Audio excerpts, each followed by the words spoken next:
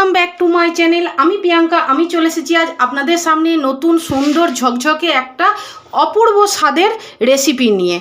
এই রেসিপিটা দেখতে যতটা সুন্দর, খেতে তার থেকেও অতুলনীয়। তা এই রেসিপিটা করার জন্য কি কি ইনগ্রিডিয়েন্টস লাগবে সেগুলো আমি আগে জোগাড় করে নিচ্ছি। এই রেসিপিটা করার জন্য প্রথমেই মূল উপকরণটা হচ্ছে চিকেনের এইরকম সলিড পিস। আর এই সলিড পিস যারা খেতে ভালোবাসে না তাদের জন্য এই রেসিপিটা একদম অনবদ্য। একবার খেলে বারবার এই রেসিপিটাতে বাড়িতে করতেও রিকোয়েস্ট আসবে আর খেতেও ইচ্ছা করবে। তা আপনাদের আমি বলে দিই, এই রকম বড় সাইজের চিকেনের পিস সৌরজিৎ এনে দিয়েছে। এটা আমি আমার মতন ছোট ছোট সাইজের পিস করে নেব, আপনারাও সেরকম করে নেবেন। তাহলে চলুন আগে চিকেনের পিসটা সুন্দর করে কেটে কুটে নিয়ে আসি। দেখুন, চিকেনের পিসগুলো আমি এইভাবে কিউব করে কেটে নিয়েছি। এবার আমি চিকেনের ম্যারিনেটটা দুইভাবে করব। প্রথম ভাগে করব যেরকম সেরকম আপনারা দেখে নিন, এইভাবে করবেন আর খেতে খুব টেস্ট হয়। একদম রেস্টুরেন্ট স্টাইলে হবে চিকেনের এই রেসিপিটা। আজকে করছি আমি চিকেন 65। তার জন্য আমি এইরকম বোনলেস চিকেন নিয়ে নিয়েছি। তাহলে চলুন ম্যারিনেশনে কি কি দিচ্ছি সেটা দেখাই।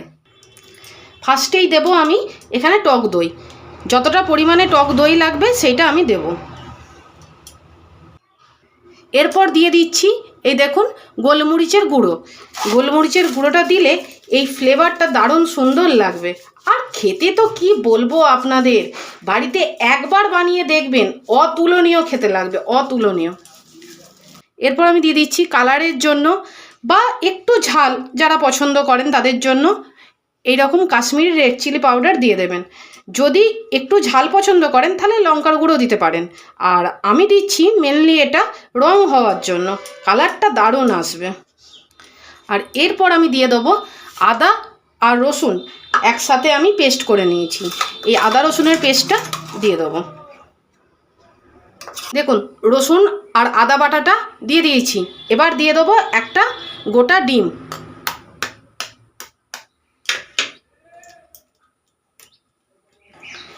এবার ভালো করে মাখিয়ে নেব।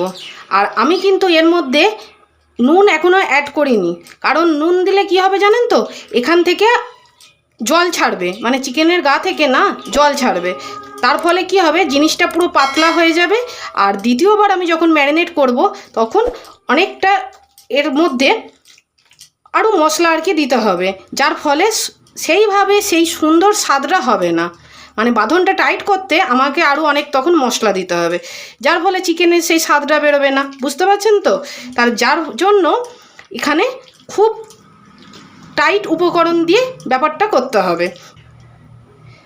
এইভাবে ভালো করে মাখিয়ে নিয়ে এটা আমি 1 ঘন্টার জন্য ম্যারিনেটে রেখে দেবো। এই দই দেওয়ার ফলে জিনিসটা খেতে যেমন সফট হবে তেমনি ভেতর থেকে একদম জুসি ব্যাপারটা হবে। তাহলে চলুন, আর বৃষ্টির এইরকম সুন্দর ওয়েদারে এইরকম রেসিপি, উফ, একদম ফাটাফাটি ব্যাপার। তাহলে চলুন এটা ঢাকা দিয়ে আমি 1 ঘন্টার জন্য রেখে দিচ্ছি। দেখুন বাইরে পড়ছে কীরকম লেভেলের বৃষ্টি, বর্ষা পুরোপুরি এসে পড়েছে।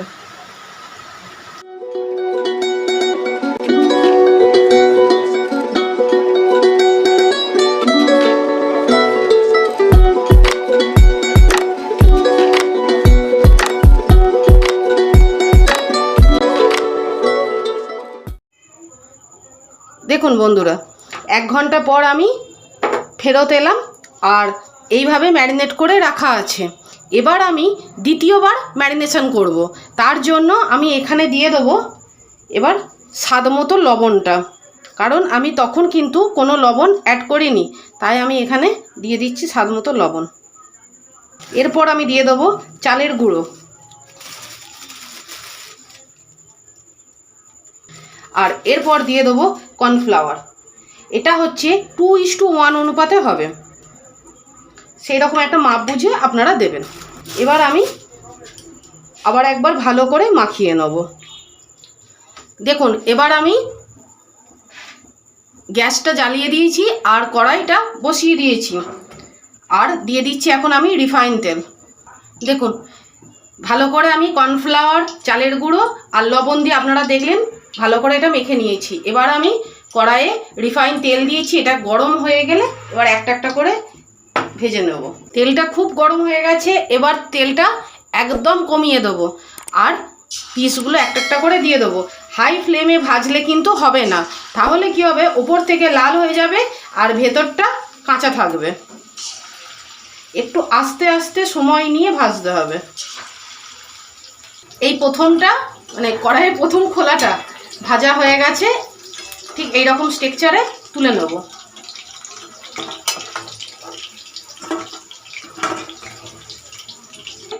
এইভাবে দিয়ে দেবো, একটু সময় নিয়ে ধৈর্য ধরে ভাজতে হবে। আমি সবগুলো ভেজে নিই, তারপর আমি আবার ফেরত আসছি আপনাদের কাছে।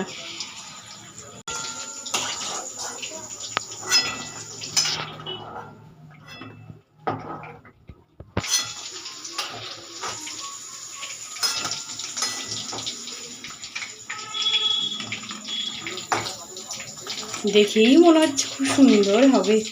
আর এগুলো এত ক্রিস্পি ক্রিস্পি হয়েছে না কি বলবো, পুরো সুন্দরভাবে ছিল। হ্যাঁ, ভেতরটা একদম জুসি আর ওপরটা পুরো ক্রাঞ্চি। দেখুন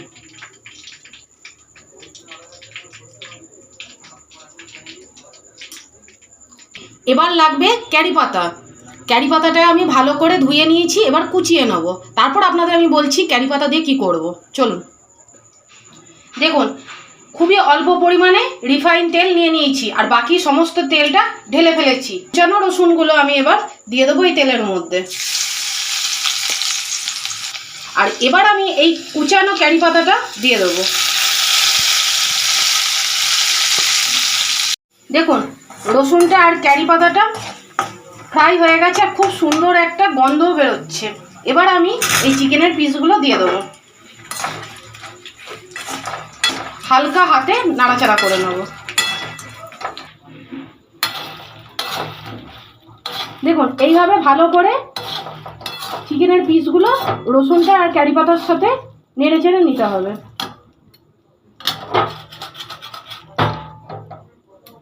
তাহলেই একদম রেডি হয়ে যাবে চিকেন 65।